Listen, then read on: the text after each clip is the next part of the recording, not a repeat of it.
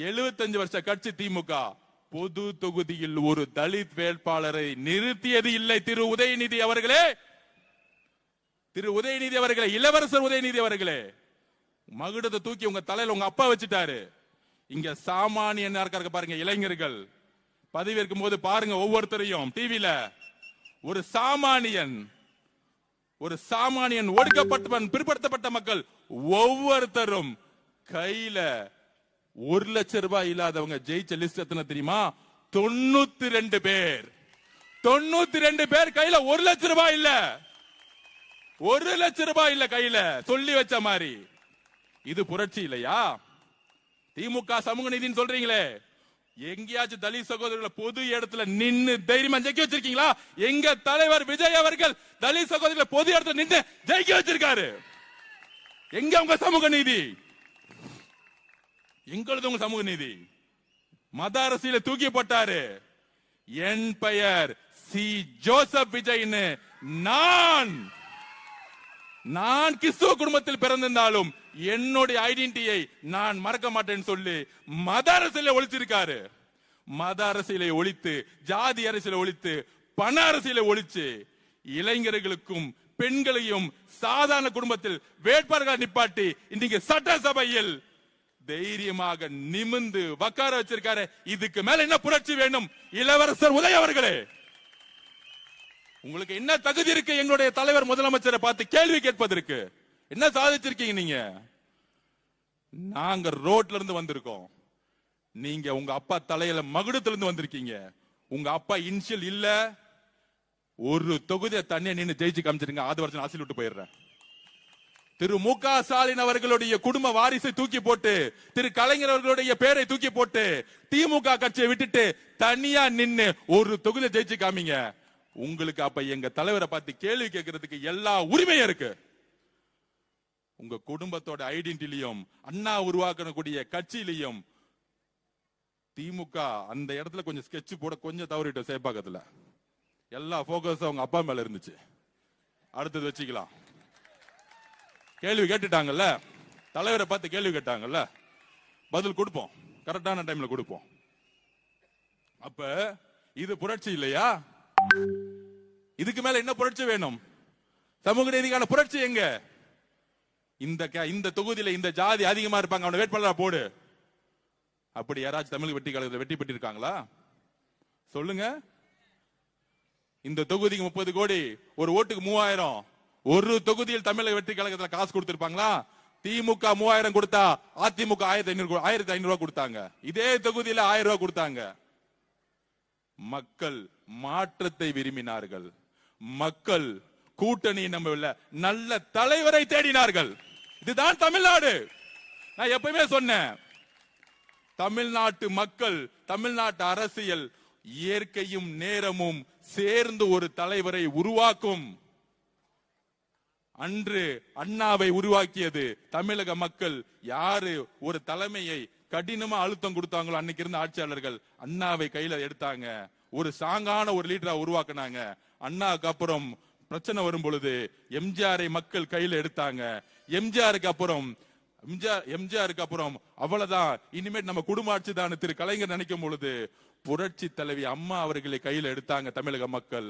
அதுக்கப்புறம் எங்களுடைய தலைவர் சி ஜோசப் விஜய்களை கையில் எடுத்துட்டாங்க. நீங்க எழுதி வச்சுக்கோங்க, குறைந்தபட்சம் இன்னும் 4 தேர்தல் தண்ணி மட்டும்தான் நீங்க குடிச்சிட்டு இருப்பீங்க. எழுதி வச்சுக்கோங்க, முடியவே முடியாது. என்ன வேணா நீங்க பழி சொல்லி பண்ணுங்க. ஆட்சியை வச்சுக்கிட்டு 10 மாசம் எவ்வளவோ பழி சொல்லி பண்ணிட்டீங்க. இப்ப எங்க தலைவர்கிட்ட ஆட்சி இருக்கு, நிர்வாகம் இருக்கு, காவல்துறை இருக்கு, மக்கள் பணி செய்ய போயிட்டாரு. நான் அப்பயே சொன்னேன், நம்ம இளவரசர் உதய அவர்களுக்கு எல்லாம் நான் தலைவா முதலமைச்சர் அவர்களே பதில் சொல்லி டைம் வேஸ்ட் பண்ணாதீங்க, அதை வச்சு நான் பாத்துக்கிறேன். அன்னைக்கு ஒரு நாள் தான் சட்டசபையில பேச முடியல, நம்பிக்கையில. இனிமேட்டு சட்டசபை ஓபன் ஆகும்ல. திரு பேரவை தலைவர் எந்திரிச்சு பேசி முடிச்ச உடனே சபாநாயகர் சாரை பார்த்துட்டு, திரு பேரவை தலைவர்களே இதோ நான் பதில் சொல்றேன், எல்லாத்துக்கும் ரெடி.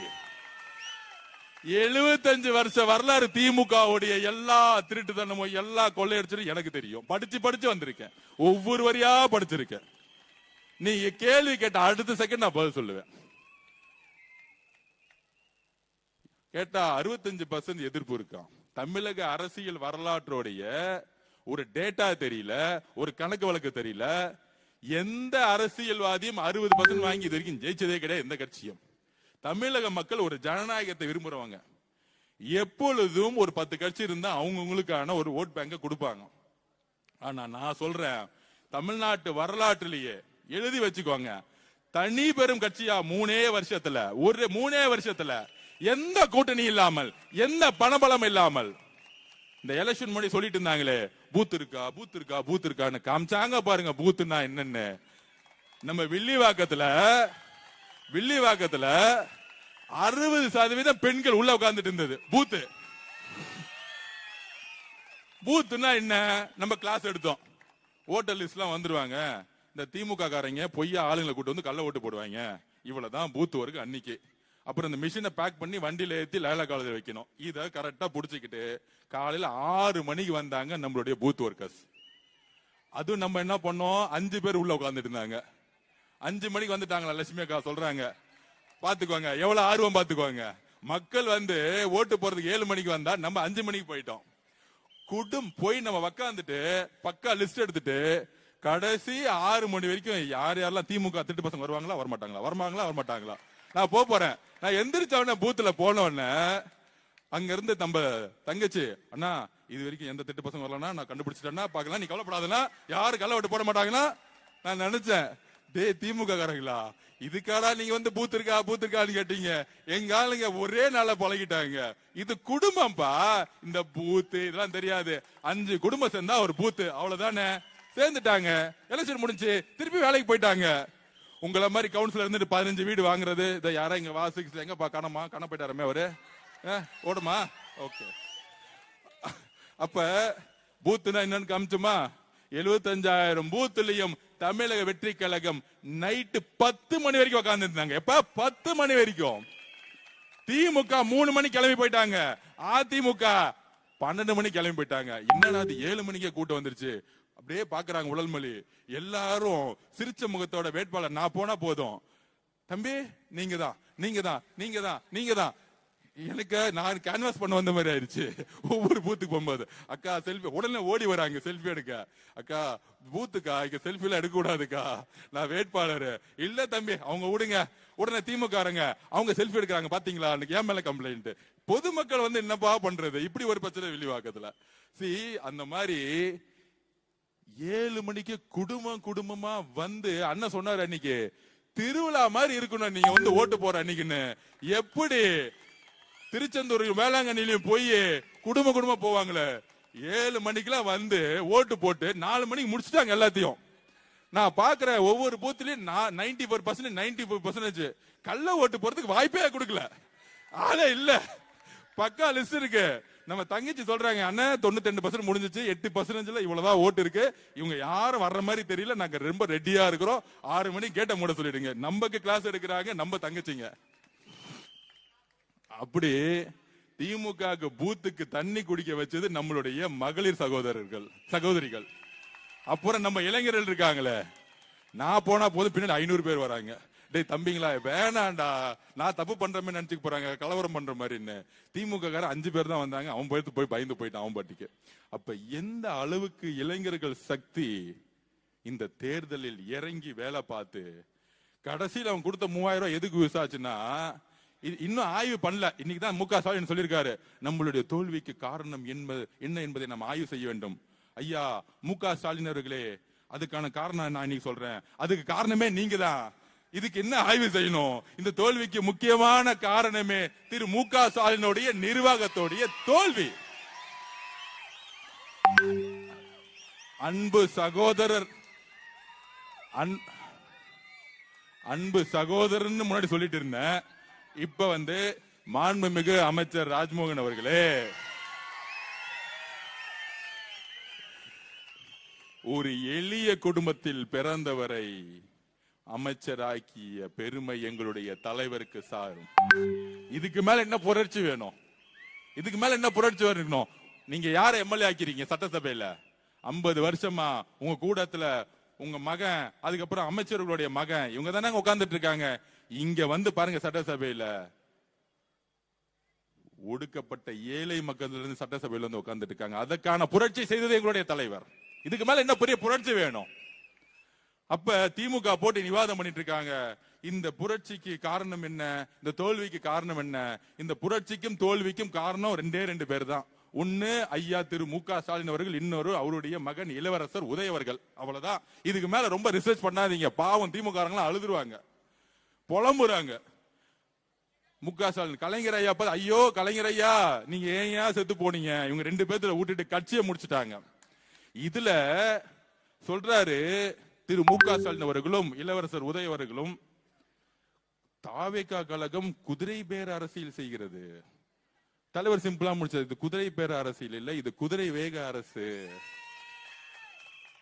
அது அவர் சிம்பிளா பேசி முடிச்சிட்டார். அண்ணா ரொம்ப நல்லவர், அதோட முடிச்சிட்டார். ஆனா நம்ம அப்படி இருக்க முடியாதுல்ல, பதில் சொல்லணும்ல. குதிரை பேர அரசியல் யார் நடத்தினது? நான் சொல்லிடுறேன். எல்லாம் ட்ரை பண்ணி பார்த்தாங்க, ரிசல்ட் வந்துருச்சு. நம்ம 108 நிக்கிறோம். சுமார் ஒரு 20 தொகுதியில 500 ஓட்டு 300 ஓட்டுல தோத்து இருக்கோம். அது எப்படின்னு நம்ம அதுக்கப்புறம் விசாரிச்சுக்கலாம், விட்டுருங்க. தோத்த பிறகு என்ன செஞ்சிருக்காங்க, நம்ம தலைவர் வரவே கூடாதுன்னு பெரும்பான்மை இருந்தாலே பதவியேற்றலாம் கவர்னர் அவர்கள். ஆனா கவர்னர் அவர்கள் கூப்பிட்டு, நீங்க வந்து பெரும்பான்மையை காமிங்க, சிங்கிள் லார்ஜஸ்ட் பார்ட்டி, அவங்களை கூப்பிட்டு பதவியேற்றலாம்.